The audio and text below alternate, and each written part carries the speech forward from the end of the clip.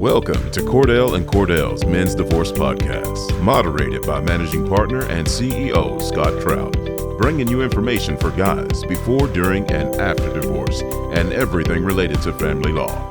This podcast is not to be taken as legal advice, and no attorney-client relationship is established.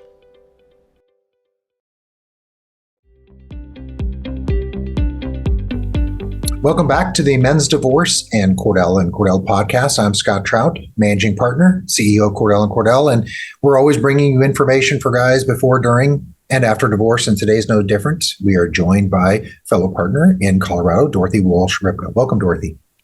Thank you. Thank you for having me. Well, great. Let's kind of talk about one of the actually a really good topic, which is a money saver for people out there, being an active client. It's something that I think lawyers don't talk a lot about. You go and you make a phone call with a consultation and you just go through the facts. What's this? What's that? What can you do for me? What's your plan? And then you leave and you still feel stressed. You don't know what to do. And that's part of, I think, the problem, whether it's law or medicine. And you may be diagnosed with some terrible, diagnosis, but now what do I do? And you just want to busy yourself to keep you from that. But I think that's the part where we should start, and that is preparing yourself, right? Absolutely. And you make a good point with medical care. You should be your own advocate in a medical process. The same thing with going through a legal process like this. If you don't tell your attorney, they won't know. And this can be a huge stress saver and money saver for you if you get prepared. And part of that is having a plan. What do you want for your children? What's in their best interest? What do you want for your money? Do you want to keep your pension? What's important? Do you want to keep the house? Do you want to think about not having to pay spousal maintenance? And thinking about ways that, you can be sure that you understand the process before you really get enveloped in it. Because if you're just kind of thinking about it at that first consultation, you're going to be behind. So I would suggest you're thinking about how to keep yourself ahead of the curve, how to keep yourself healthy and your children healthy as you enter into such a stressful process. Yeah, I think, most people, let's just say this, most people will only go through it once. They've never gone through it before. We do have some that go through it multiple times. They haven't learned their lesson yet. But, where do you begin? That's the thing is, I'm going to call a lawyer, but I don't know anything about what they should ask. You can do a lot of, research online and Google and kind of figure it out. But I think it's always good to employ other experts, counselors, if you have kids, for yourself, for mental health check, physical health check. But maybe it's about, preparing some notes and just random thoughts, journaling about what should I be asking. But that starts with, obviously, we talk a lot about this, the importance of this, and that is the selection of your attorney, that relationship, right? It's so important that you look into this. And you wouldn't pick your cancer doctor without doing research, without talking to people, without making sure they specialize in the field upon which you need an expert in. And so interviewing your attorney is really key. Hearing how your attorney plans to be your teammate through this process, so that you will feel comfortable listening to their advice, because that's one of the really key things is finding someone you trust, who you can disclose your deep, dark, secrets to, so that they can protect you through the process. And, the disclosure to your attorney is really the key on all elements. As divorce lawyers, we've heard it all, right? So we're not going to judge anyone. We're not going to think you're a bad person for wanting to save money or wanting to have a different parenting time schedule. We want to do what's in your interests. And therefore, knowing your goals is really the key to having effective representation. Yeah. And we've always said choosing a lawyer is like choosing a doctor. It's a very intimate, very personal. I mean, if you have kids, you're putting your kids' hands in the lawyer's lap, whatever, your property in their hands, and everything that's most important to you. You're relying on someone you've never met before, that you don't know anything about. It's like, my youngest was having surgery yesterday on his shoulder. And I'm just, prepping, and I'm thinking, I'm going to look up this anesthesiologist. And not that I was going to make a change, but I wanted to know more about this person. I was going to meet them, and, not that I would do anything differently, but I'm looking it up, and lo and behold, person's outstanding, and the whole medical care was good. And it's as important as that, as if you base your decisions on someone that is, you understand it's not just a referral, it's someone who, you trust. I think that's the key. And then you want to share your goals and make sure that you're aligned, right? Absolutely. And one of the things that I think you and I probably both saw when we started practicing is a lot of lawyers would say, okay, come in, come see me. Okay, now I'm going to take care of everything.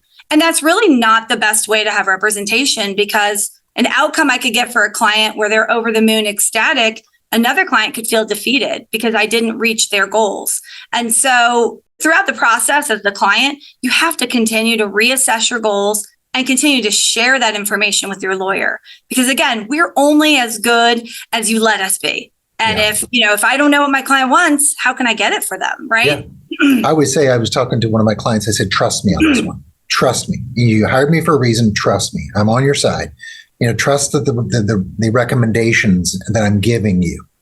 And that is key. So, we get through that process of selection. They've chosen you choose a lawyer for a reason. And so now let's talk about the process. A lot of that is saving money, about advancing your case and making sure you're prepared. What should guys be thinking about after they've made the selection? They're in the middle of it now, and now they're meeting with their lawyer along the way. What should they be thinking about to kind of maximize and be active in that process? Well, one of the things that I think people shy away from doing is asking questions, because they don't want to feel like they don't know what's happening, and they feel embarrassed. Maybe their attorneys told them before. And one of the things that I think is really helpful is I send my clients the law and I ask them to read it and I ask them to interact with me, give me facts to support the law. But don't be afraid to advocate again for yourself. Ask questions so that you're prepared. Because I always tell clients, I couldn't do your job. Don't assume that I'm expecting you to do mine.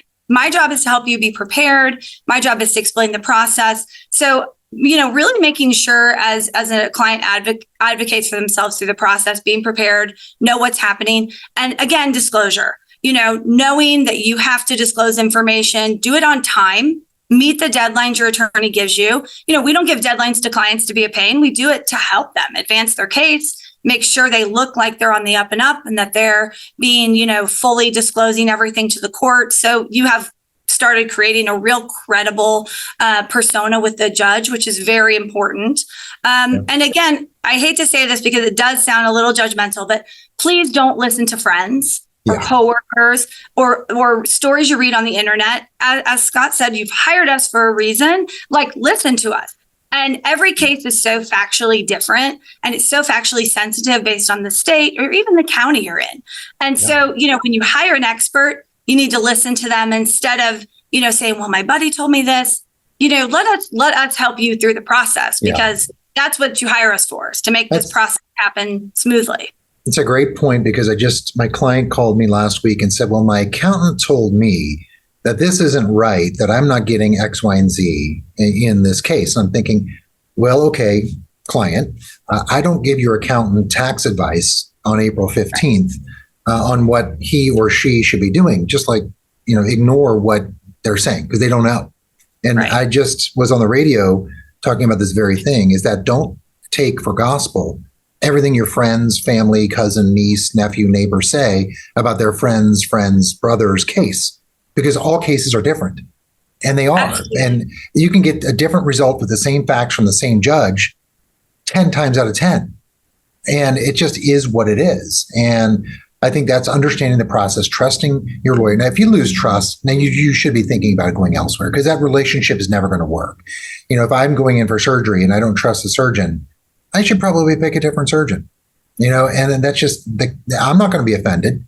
And that's what I think is so key. But also, as you talk about understanding the process and full disclosure, tell your attorney everything. Don't hide things. Don't keep things under wraps. We can certainly deal with things before, and we know about it before having to react to it, being proactive. I always say, I want to be a fire suppressant, not a firefighter, right? Perfect. Yeah. And you want to be sure you can protect your client. And sometimes the best way to do that is get out bad information first. And if you don't know about it, you can't do it. And one thing I was going to say too that I think is really important is making sure you understand what your obligations are from a court order perspective. That's one way to get in trouble. We were talking about wanting to be on the judge's good side, make sure the judge knows that we're really a good, credible person, and making sure you are asking that question. Is this a court ordered obligation? When do I have to pay this by? Making sure you're complying with court orders, because that's another thing that costs you a lot of money if you fail to comply with court orders. And it really causes you to lose a lot of credibility. And it can sometimes even damage your relationship between client and attorney, because, there is that lack of trust can develop if a client doesn't understand the obligations that they're under. Yeah. Don't be embarrassed to not understand. It's okay.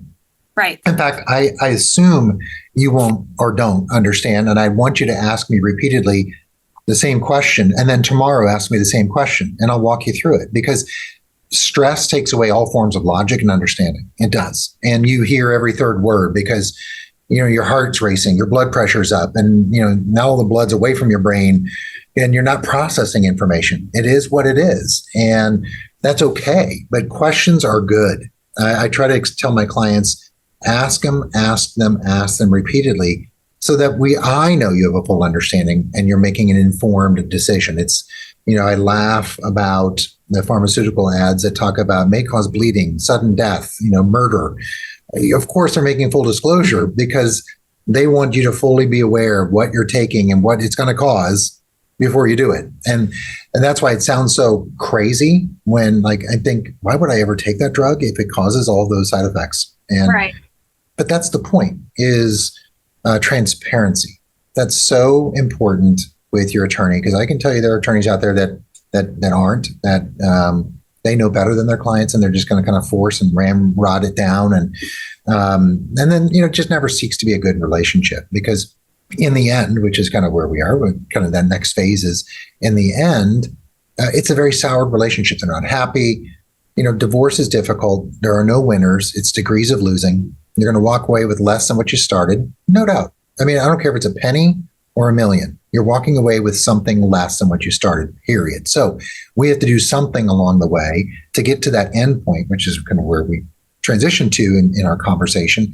And the end is, what should they be expecting? What should they be looking to do when they have an order, or they have a settlement, or they're considering a settlement? What are the tips that they should be thinking about with their attorney that they've chosen, that they trust, when they're at that end stage of the case? Well, it's really important you walk through the final order. Sometimes clients are so frustrated with the process and they're so over it, and they're like, just send me everything, I want to be done. But it's really important you have that final meeting with your attorney and you go through, here are your obligations, here are the deadlines, here's everything you need to do. Oh, and by the way, this is never able to be modified. For instance, property division, it's final. However, your maintenance obligation, here are the terms upon which you can modify. It's important to understand those parameters again, so we're in compliance with court orders, and so you can again advocate for yourself in the event you need to change a parenting time order or a maintenance order in the future. And so don't underestimate the necessity of that final meeting, that final discussion point. And then also looking at whether or not you need to, converse with some other experts. Do you need to get a trust attorney involved? Do you need to update your finances? Do you need to update your estate plan? Do you need to update your insurance beneficiaries? Some states have automatic termination of those upon divorce, but most do not. So you have to take affirmative steps after that. Pensions. If you're awarded the pension, but you never change the beneficiary, you've defeated the purpose, right? So you have to make sure you're taking, again, some additional steps to make sure that you're protecting yourself with the help of your attorney. And honestly, I hate to say this too, but I often will discuss prenups at that point too. Yeah, right. Because you can save yourself potentially, again, a lot of time and money down the road, especially because sometimes people are already in relationships at the time the divorce ends. And, look, let's think about the future so we don't do this again, right? Yeah. So there is an expert, when you talk about preparing for life after divorce, not life after death, which is almost one and the same. There was an expert in Houston, and she started this for guys who happened to be the primary source of income, the primary breadwinner, worked a lot, wasn't involved in home or kids. And so this person was hired after divorce to help them understand how do I grocery shop? Where do I go? The simple things of maintaining a household, making sure it's organized and cleaned and budgeting. Guys may have that part, but there is a life after divorce. And so it is preparing for that. And divorce comes in an abrupt end. One day it's like Dorothy's calling me and saying, here's your judgment, here's our rights, or everything's good luck. And there is a life. There's a moment where you should be taking that next step, right? Yeah, absolutely. And even whether you're in the pre-divorce process, you're actually in it right now, or you're in the post, the only thing you can control in all of this is yourself. So I really recommend, again, being proactive, thinking about how you can best, move through that next stage, whatever that stage is for you, to make sure that you're advocating for yourself. Yeah, there is a quote, and I'm sure I'm going to misquote it, from Princess Bride that says, let's just deal with what we have. And it reminds me of that calmness of, you think about COVID, right? We couldn't control COVID. We couldn't control what the government was doing with masks and shutdowns and quarantines, but you can work and navigate the process with what you've been given. So that is true. Let's just work with what we have. And that is what we're asking clients to do is, hey, honestly, if you didn't want the divorce, you can't control it. But what you can do, you can control your choices, the options perhaps, and what you're choosing and who you're choosing in terms of your lawyer, and just deal with what you have. And let's kind of make, lemonade out of lemon, or, and that's really what we're looking for. So that's really good stuff, Dorothy. I appreciate it. These are the types of tips and real life scenarios that everybody wants to hear on this podcast, so they can walk away with. And now we've just created a good checklist for them to ask the lawyer when they're finding one and exclusively practices in family law like you do. So Thanks for joining. Appreciate it. Thank you. Thanks for having me. So continue to check us out on YouTube. There's a YouTube channel with Cordell and Cordell filled with information just like this. But more importantly, go ahead and subscribe to our podcast on Apple iTunes.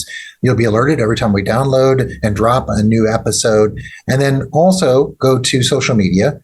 There's a virtual town hall every month where you can log on live, not just watch recorded and listen to great stuff like this, but you can log on during a 30-minute segment during the afternoon, during the morning, whatever is your time zone, and ask questions and get answers. And you're not going to get legal advice, but you're going to get good direction. And you're going to get some points where you can take that and find a lawyer who practices in family law like we do. So check us out on the web, CordellCordell.com. Check out our YouTube channel and all of our social media, and check out that virtual town hall. Love to see you attend. Ask questions. We have a panel of lawyers waiting to hear from you. So until next time, have a great week.